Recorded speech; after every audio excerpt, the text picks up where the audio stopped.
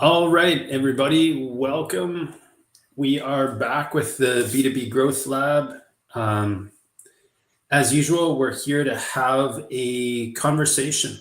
This is not content production. It's like in the moment discovery, figuring things out on the fly, which honestly, in my experience, is the same thing every single founder I've worked with is doing in real time. They're just failing forward, and if there isn't a failure, there's probably not a lesson, and therefore not any real growth, to be honest.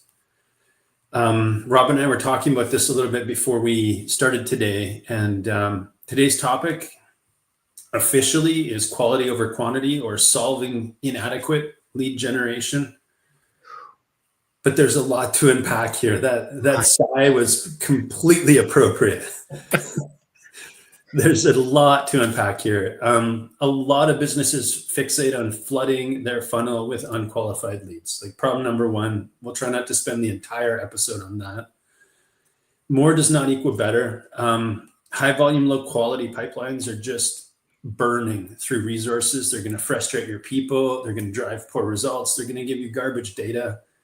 And so today I want to be positive and optimistic and all that kind of stuff, and basically talk about how quality first works best. You get higher conversion and more predictable revenue. There's some amazing statistics out there about reducing the volume of booked calls without even changing the quality, still improves your bottom line stats.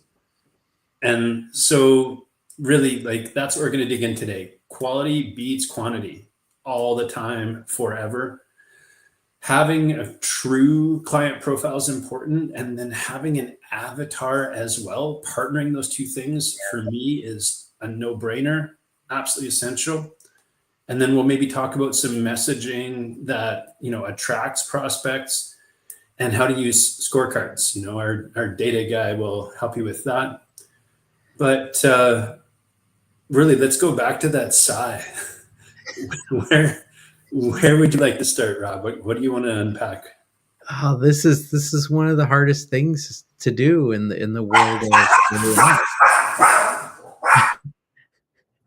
it's so hard in the world of AI. I feel like increasingly LinkedIn is just bots talking to bots, right? And where are the humans in all of this? And even if we're going to use bots to do a certain task for us, I think more and more we can't lose the humanity, because at the end of the day, people buy from people. It's still an essentially human thing. So yeah, we need to qualify them. Can the machine do some of that qualification? Sure. Can we data mine some of that qualification? Sure.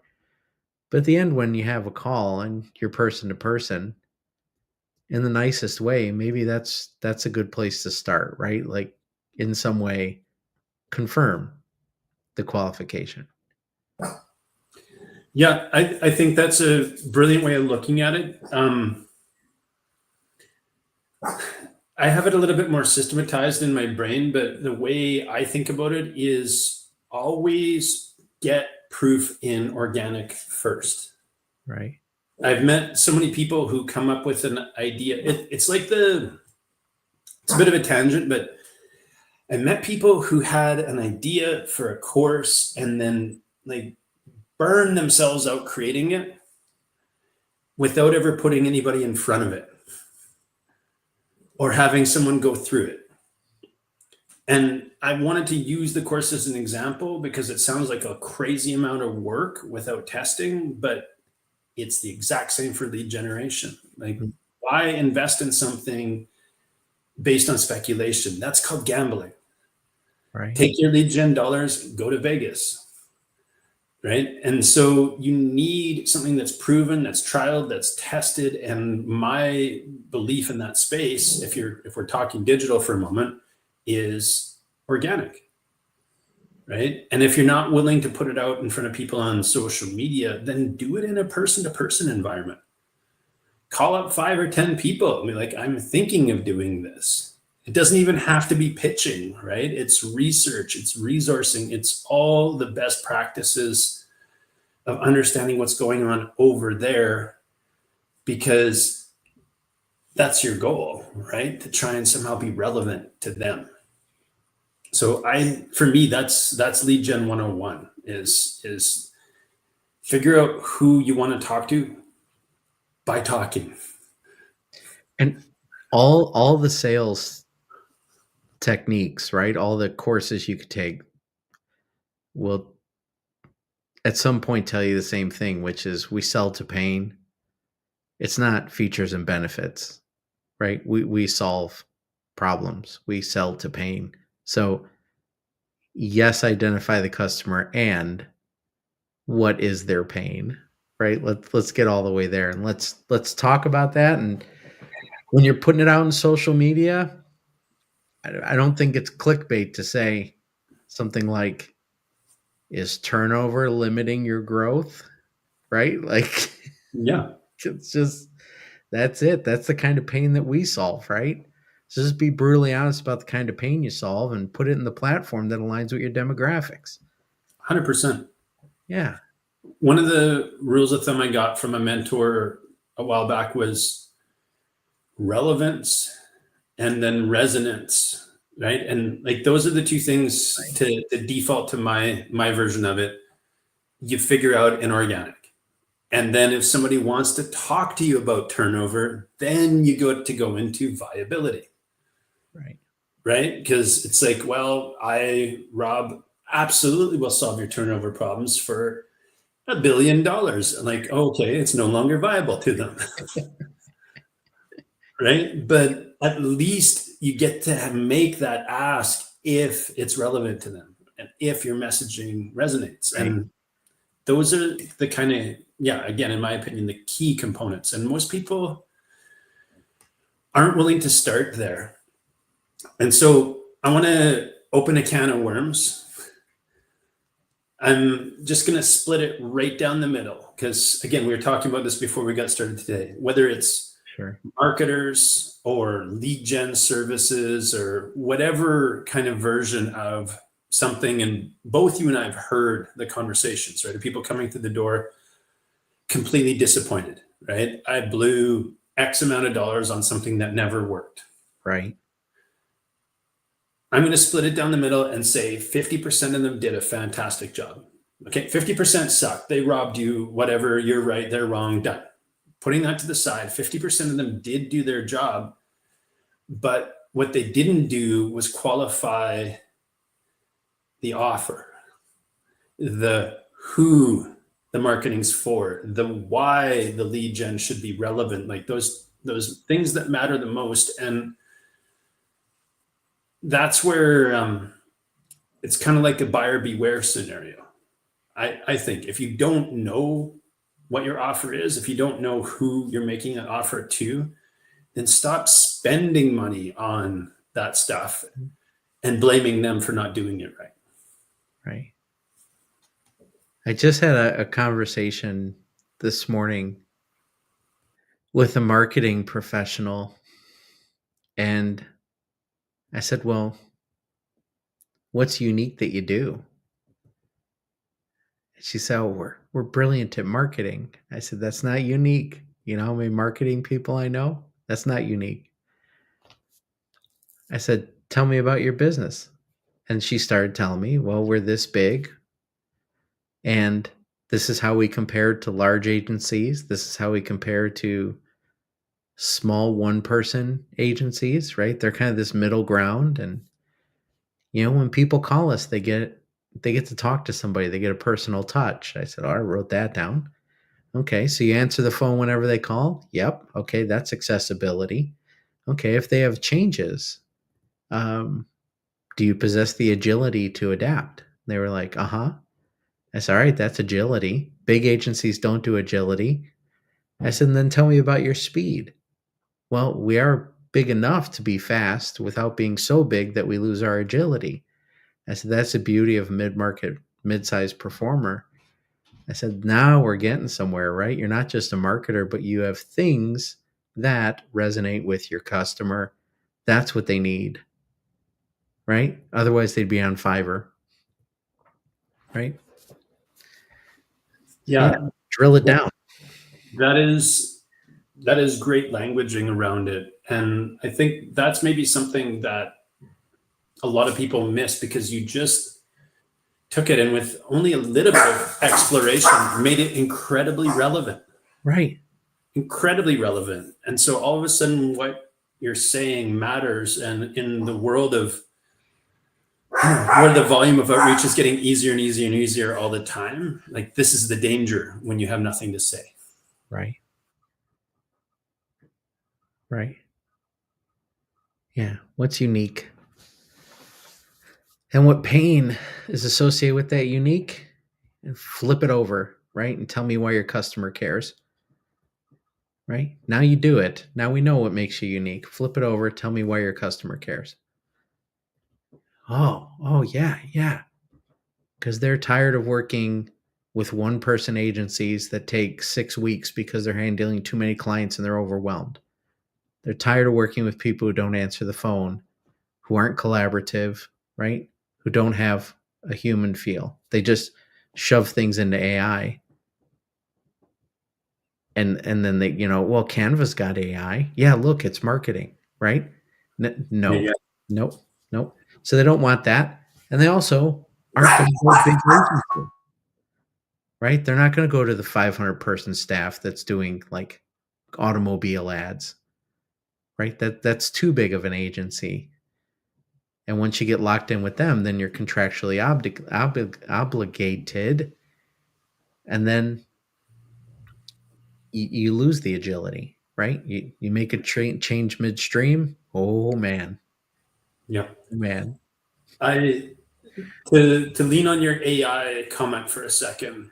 yeah, I think for now, for me anyway, I've nailed the perfect analogy to try and explain to people like how AI fits, because we're deploying it all over the place now. And so it is the bit that goes between the screwdriver and the screw. okay. And if it fits perfectly, you have a very good situation. And if it's the wrong size, the wrong shape, like it becomes very, very difficult very fast. I like that. I like that. The piece that fits, and it's I have one of those screwdrivers where you can change the tip, right? You can go like to a Torx T20, or you can go to a Phillips, or that one that looks suspiciously like a Phillips but isn't, right? A number one, number two, and number three. It does all those different things, and yeah, that's a very acute illustration. Change the bit, Yeah, and find the right tool for the job, right? Like really look at the application. right? Yeah, yeah. Have fit, and when I do it, I do kind of good, better, best, and always unpack it in the right order, right? It's best, better, good, because we want to anchor at the top and like allow the customer to choose in accordance with their needs, probability, constraints, right? Right there, they got to place the bet. Give them a few things to bet on, right? Package it out. Make sure your margin is in the right place according to the packages you're offering. Yeah, yeah. You're back to the viability thing. I think that's a really nice way of threading it together. And then you can tell, in my opinion, a specialist by their tools, right? Like it's not always a judge, but maybe the better mechanic has that like customized toolkit, and everything of every one thing is there, and it's all the right thing in the right place, and like that's something to look at, and maybe something you can use to vet who you want to work with. Yeah, yeah. The toolkit matters. One trick pony, okay, if you need their trick. Um, what makes you different, right? Understand that. For some of us, it's the breadth of what we can offer that makes us different. And Yeah. Like you choose.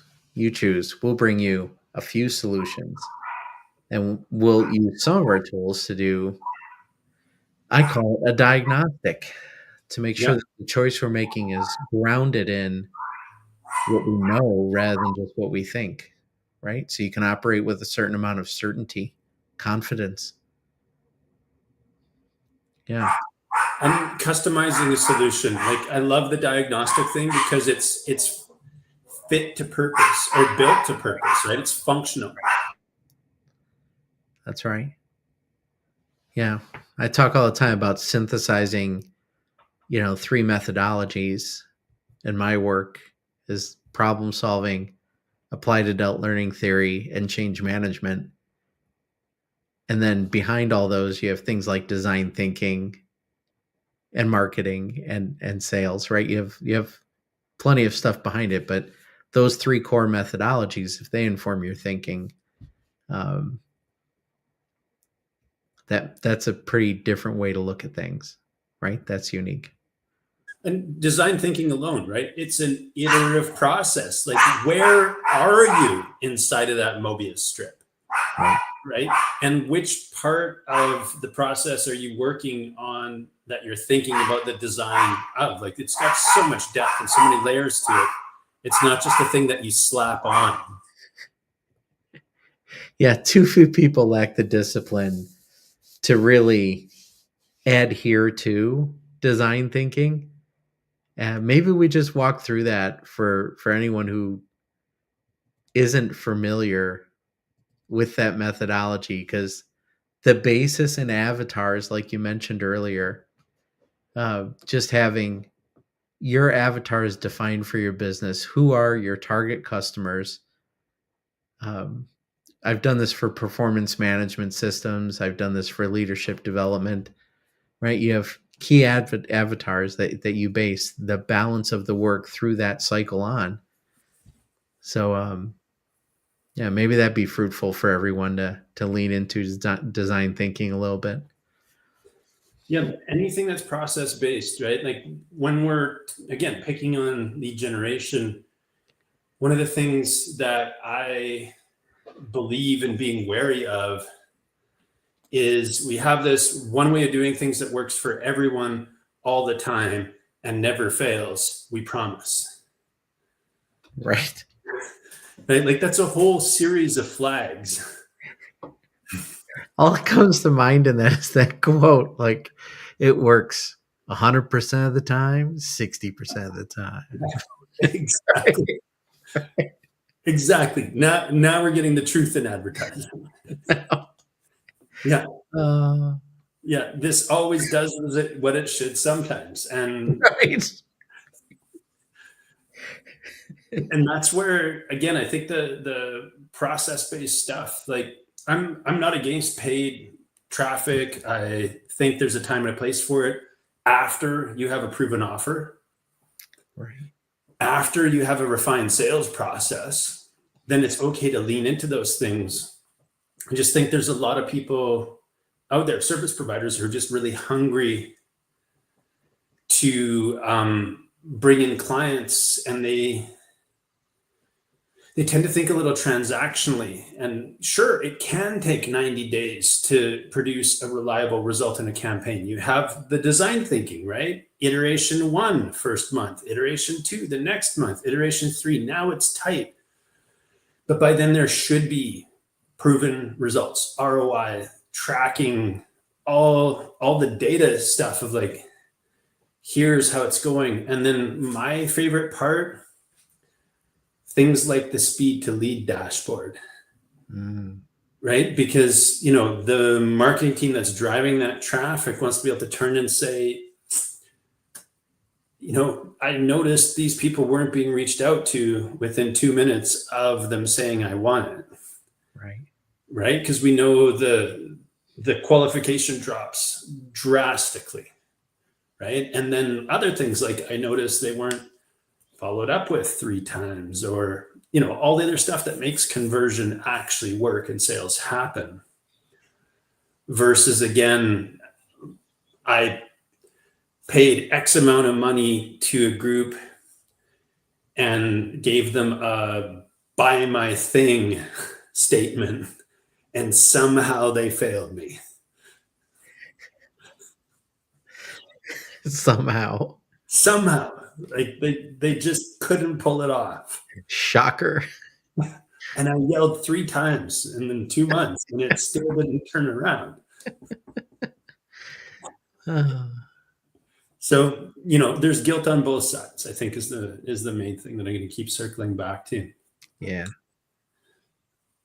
Yeah, we actually have gone through this process ourselves in the last 6 months or so, and I put a lot of hours into that conversational space, right? Found a vertical of like, oh, okay, these people who happen to self-identify as fractionals make good partners for us right now. And that messaging, that scripting, that conversational stuff is what we brought to an automation that started getting results. And so just, I'm saying this publicly and I'll repeat it 100 times. It's not the automation. It was the, hey, we really love collaborating with professionals like you messaging. Right. That's getting all the yeses. And we got a lot of yeses. And I also set a bar for myself. Somebody taught me this a while ago of like, you just commit to 100 and then reassess. And so we've done that. And now it's like, okay, out of these people who identify as this, the subgroups with these particular labels are the ones that get it, that we have the best conversations with, that want to move forward. And so, now we're moving into 3.0, finally having figured it out. And so that's the other thing that I'd say is super important is it is not instant. Anybody who promises it is, it's not. Like, don't let them tell you, and don't believe it. Like, you have to work your way through this stuff.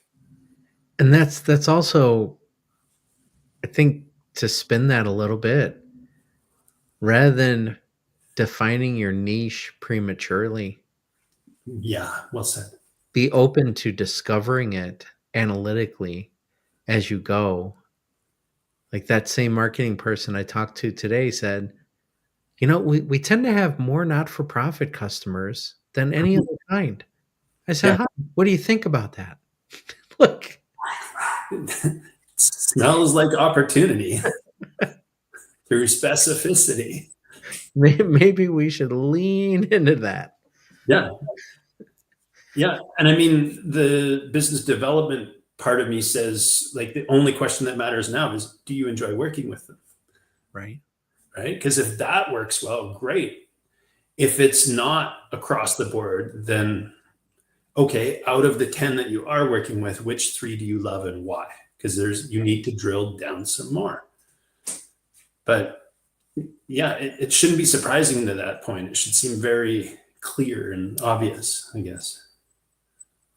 How to go back to design thinking and avatars, right? Yes. We're talking about drilling down, and I don't want to lose sense of the concept of the pyramid that you could create through this drill down. Right. So you develop how many avatars, and then how many different forms of pain, and then how many different forms of solutions, right? And then we get to messaging. So when you build all this out, it's a big thing. Yeah, I love that you're asking this question, because like where my mind is going is what you're talking about right now is campaign design. Right. And so I don't think there's ever any harm in sitting down and going, okay, let's pretend that I can do cold outbound and ads, and I have an unlimited budget. You start there, right? And then you start blocking things off because you don't have an unlimited budget. Right. And you're absolutely right. Like the B2B outreach messaging and campaign that you may design is going to be completely different than the creative that you're going to put in your ad copy. And so that question that you're asking, a super relevant one, is more than one avatar is my answer, but at least one. For God's sakes, at least one, because a lot of people will take an ICP and stick it out there, right? Shove it into the marketing or the lead gen hands and be like, "Go." It's not And enough. it's clearly not enough. It's not speaking to anyone. It's just helping them figure out who to pester, It's right? also probably not 20, Mhm. right? Like I Yeah. have 5. I did 5. Yeah, And one of them's a bit of a stretch, right? sure. So it's really like 4 plus. Yeah, There's probably a number more like around that. For some businesses, if you work hard enough and you do them at the right level, according to call it categorizing by only the most important and relevant variables, yeah, right? That's how you start the basis of your design thinking is those avatars defined by relevant variables that differentiate them. absolutely. We have three, Yeah. right? There's this is the perfect fit. And this is operationally and business size, they're not quite there, but they're the right people. So we can still, get a lot of impact for them. Yeah. And then there's essentially our downsell, right? It was like they're not there yet, but if we do this with them, we might be able to be the partner that gets them there. And building trust along the way doesn't hurt, It doesn't hurt. right? Yeah. And that's all it is. Like it's perfectly fine if you can figure it out inside of your business, and I highly recommend you do, that you've come up with the thing that you would stick at the end of your Costco aisle. And instead of just giving it away for free, you ask for a quarter, right? Or it's just like put $1 in the jar, whatever it is. But you can still be like, with this, I promise you it will help you move towards, the service that I'm destined to provide you.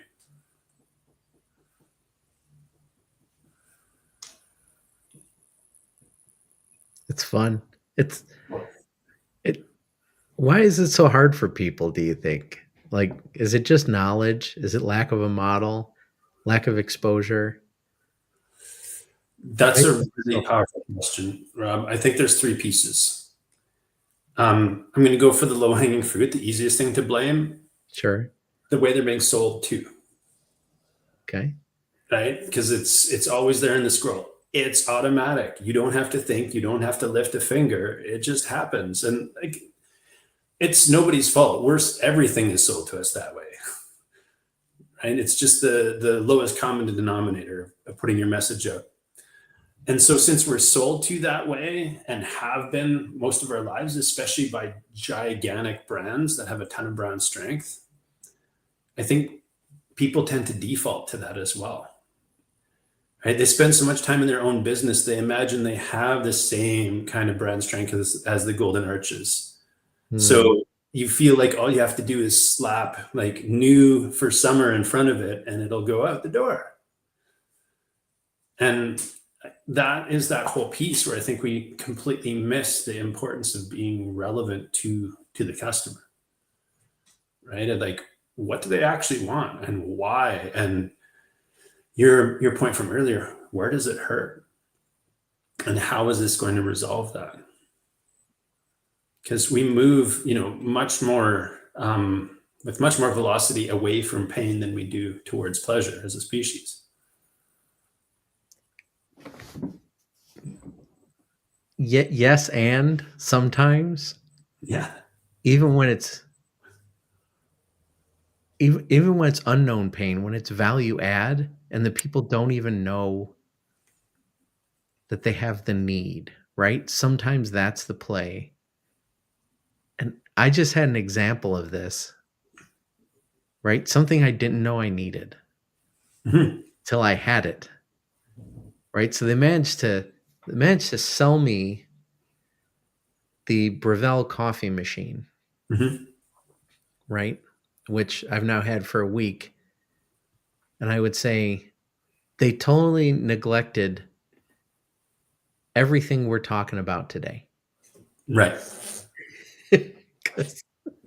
If they had done it well or better, um, it's the only coffee maker that manages steep time, temperature to the point where it is functionally an automated pour over machine, not a drip coffee machine. It Got it. it's an automated pour over machine. Right. It's it's unlike anything else, but they don't say that anywhere. And why do you care? Well, you can get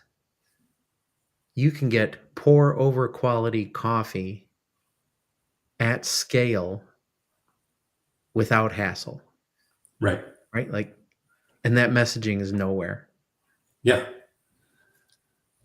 Yeah. That's brilliant. And again, that's one of those things of getting back into that conversation, Yeah, right? Because that is clearly undiscovered by the maker and the seller, but valued by the user. right, right, And that's the piece, right? Like all of the pieces of a sales function, right? This model's been around for like 120 years now. There's like an awareness component, and right, then an education component, and then a selection component. And you might have made that move faster, sooner, earlier if somebody just told you, like it's pour over without the pain. right, What pain? Standing there, looking at a timer, counting, measuring, right, thinking. Like it depends what your pain is, right? I hate thinking. Oh, cool. You don't think. It's the standing that bothers me. Also off the list. right. All of it off the list. Yeah. Press the button, all the pain goes away, same quality comes out in the quantity you never had available to you before. Right. And it's a wild value prop. Yeah. We should call him up. I promise I'm not being paid to do a Breville commercial today. Right.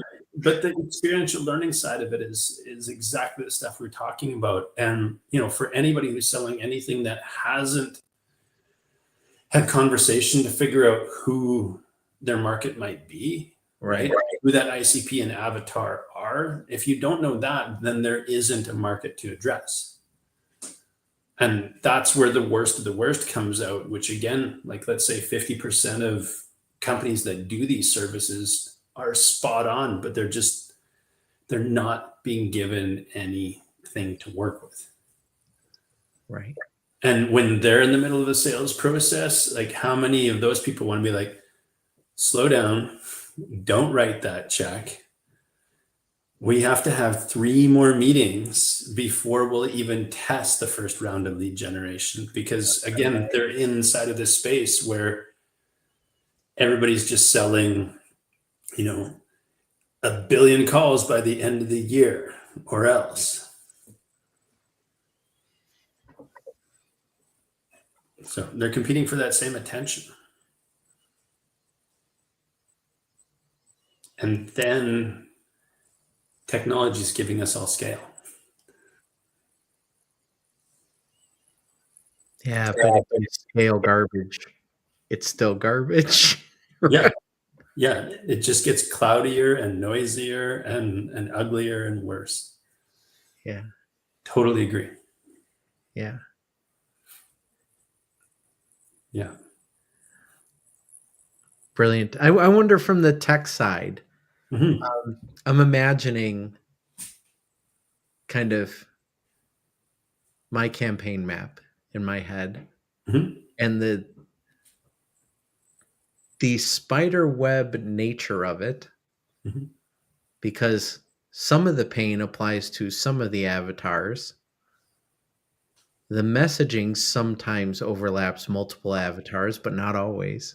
Mm-hmm. Like, is there a piece of tech that it's not quite a mind map, but it's definitely a variable one to many?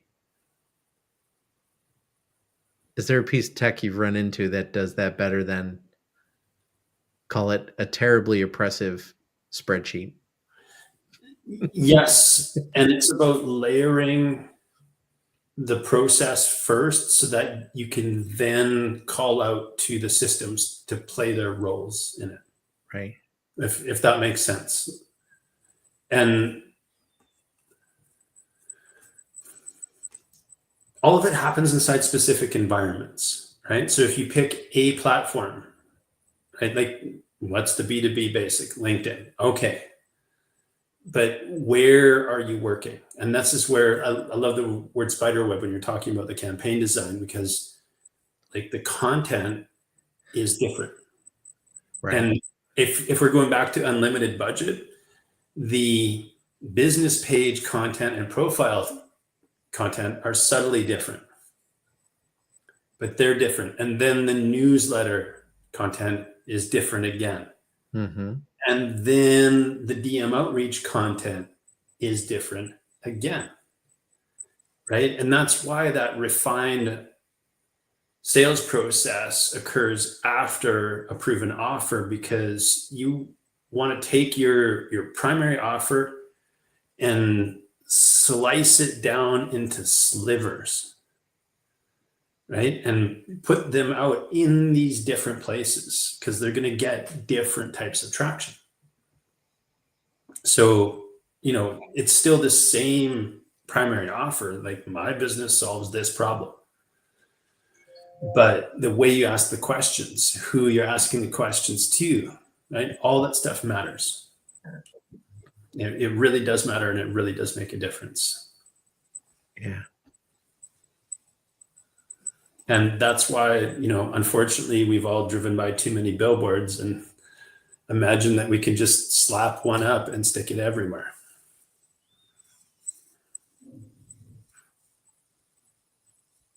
I mean, you could. Yeah, It doesn't mean they will gladly take your money and put up that billboard. absolutely. Yeah. Yeah, Yeah. Better to invest your dollars wisely once you've done your homework. You have absolutely. your avatars, you've defined your campaign, you know what your messaging is based on the pain your customers experience. Yeah, And you're there. Put it yeah, on your website, and then let's start some outreach. yeah. And if you want an example, some of the best billboards I've ever seen are the ones that sell billboards, Right. because they just made you look. Your ad here. Well, weaker, much weaker.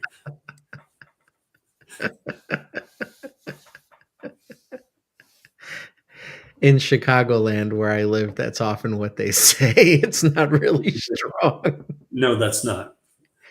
No, Oh, funny, funny. Good to absolutely. end on a laugh. Truly. Awesome. If people want help with this, if they're struggling with it, can we call you Jacob? Like, is that fruitful? Absolutely. Yeah. I love having these conversations because I learn so much more about what's going on underneath the surface, right? Every single time. And it helps me. It's just sharpening that edge, right? Like you just keep on working at what is being misunderstood by actually digging into the conversation. Yeah. And that honestly has been the greatest education out of anything that I've done. Running campaigns teaches you a lot, but getting in the weeds with somebody teaches you way more. Yeah. Awesome. Yeah. No, that's brilliant. Anything else that you want to kind of leave people with as we start to wrap up? If you don't already know design thinking, if the word avatar doesn't mean anything to you, just GTS, right? Google it. Yeah. You'll get models, there's graphics, and the agile iterative process that we were talking about. Like, don't be afraid to go around a few times, refine, go forward, refine, go forward. And every once in a while, you go, oh, crap, I need to go all the way back, Yeah. right? I missed something early on. It's agile. It's fine. You don't have to be perfect. Yeah. The model will serve you. Yeah, totally. It's like the racetrack. Like your goal is to do laps around Right. it. Right. And I think you understated something, that graphic. like just get it. Go find a friend who still has a color printer if people Right. still own them. Right. But put it up on your wall and look at it every day. It'll teach you things just by sitting there. Yeah. Very Yeah. cool. Awesome. Good Yeah. talk, Jacob. Likewise. Thanks so much for your time, Rob, and for anybody for being here. If you're catching the replay, we'd love to hear what you thought or share your takeaways so other people can learn. But Yeah. thank you so much. Awesome. See you soon.